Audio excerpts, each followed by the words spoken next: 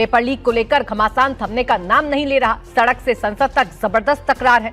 एक तरफ सरकार का दावा है कि वो पेपर लीक के मुद्दे पर सदन में चर्चा करने के लिए तैयार है। विपक्ष जब चाहे, जैसे चाहे और जितने देर तक चाहे चर्चा कर सकता है। सरकार बिल्कुल तैयार है, लेकिन विपक्ष ने अपनी डिमांड चेंज कर दी है। पहले चर्चा की मांग की, सरकार मान गई तो पर्चा बदल दिया। अब विपक्ष चर्चा से पहले इस्तीफे की डिमांड पर अड़ा है। सड़क पर बवाल मचा है तो संसद में भी हंगामे के सिवा कुछ नहीं हो पा रहा है। सरकार का पक्ष रखने आए जेपी नड्डा याद दिला रहे हैं कि कांग्रेस के शासन में सबसे ज्यादा पेपर लीक हुए, लेकिन कार्रवाई बिल्कुल नहीं हुई। जबकि मोदी सरकार फास्ट ट्रैक कोर्ट में पेपर लीक मामले से जुड़े केस चलाकर जल्द से जल्द समाधान भी देना चाहती है और सदन में खुली चर्चा के लिए तैयार भी है। प्रधानमंत्री मोदी ने भी अपने एक्स पोस्ट में यही बात लिखी है, लेकिन विपक्ष पुरानी सरकारों के ट्रैक रिकॉर्ड को देखना नहीं चाहता। उसे अब मोदी सरकार के खिलाफ पेपर लीक वाले मुद्दे में बड़ा स्कोप नजर आ रहा है। सरकार आईना दिखाने में लगी है। सरकार को लगता है कि वो विपक्ष के नए नैरेटिव को तोड़ सकती है, जबकि विपक्ष जंतर मंतर वाले इम्तिहान से उम्मीदें लगाए बैठा है। इस बीच सीजेपी ने कल देशव्यापी आंदोलन का आह्वान कर दिया है। सवाल यही बरकरार है कि क्या धर्मेंद्र प्रधान के इस्तीफे से ही मामला सुलझेगा। सवाल है कि इस्तीफा हो जाने से क्या पेपर लीक का समाधान मिल जाएगा। आज इन्हीं सवालों पर करेंगे मुकाबला। खास मेहमान हमारे साथ जुड़ रहे हैं, उनके पास हम जाएं, लेकिन उससे पहले आपको ये ताजा तस्वीर इस वक्त हम आपको दिखा रहे हैं किस तरीके से प्रोटेस्ट किए जा रहे हैं। जंतर मंतर पर अब धीरे धीरे एक बार फिर से भीड़ जुटने का सिलसिला बढ़ गया है। अब भीड़ जो है वो बढ़ रही है जंतर मंतर पर भी, और एनडीएमसी बिल्डिंग के पास भी अब जो भीड़ है उसके बढ़ने का सिलसिला शुरू हो गया है। तो शाम होते होते भीड़ बढ़ती है।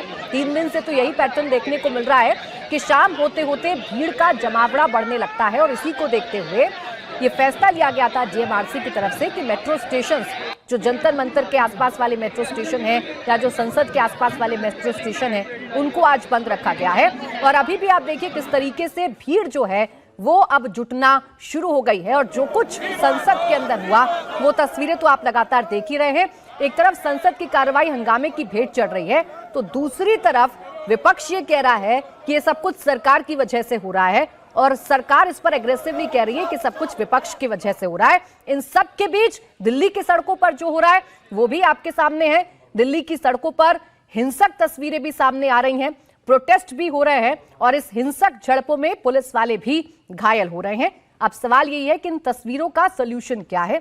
सवाल यही है कि समाधान तो हर कोई कर रहा है, लेकिन क्या वाकई इस समस्या का कोई समाधान निकालना चाहता है। सवाल यह भी है कि क्या शिक्षा मंत्री धर्मेंद्र प्रधान का इस्तीफा होने के बाद ही मसला सुलझेगा। सवाल यह है कि क्या धर्मेंद्र प्रधान का इस्तीफा होगा।